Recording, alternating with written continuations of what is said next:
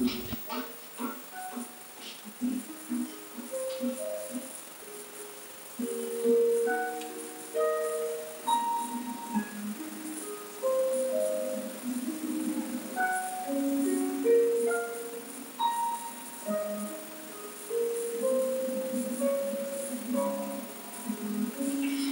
fica de pena. Mas porquê?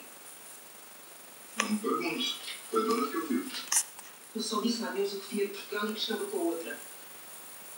Isso me estressa, dona. Isso pode não querer dizer nada. E pode querer dizer tudo.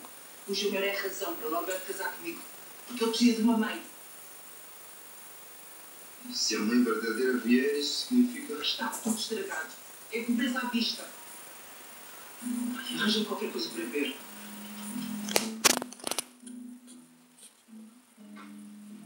Tenho que me acalmar antes de me dizer uma coisinha.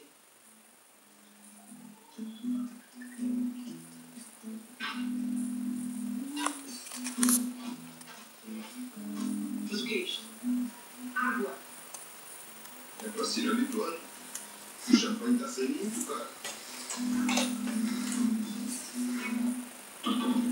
O banho está a caminho do aeroporto, ele está a dois balões. Já conseguiu? Não fez isto tudo. Desculpa, tu estás mal. Isso não tem importância nenhuma. O que é importante é que a Daniela está a fugir com a filha do Luís Miguel. Nós temos razões para acreditar que ele vai saber de alguma coisa. Eu não fui falar de nada disso. E tu tens a certeza que a Lula não sabe nada? Claro que sim. Esquece. Ela está a mentir por encolher a Miguel. Não te conhecia a capacidade de lamento dele. Mas, Miguel, a relação entre a Helena e a Daniel terminou no segundo em que a Helena pagou.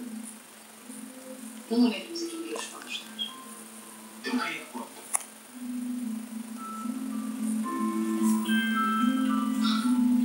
Eu não percebo estas graças, mas eu vou marcar para as 11. Agora já passou para as 4. Agora não falo com ele, Oi!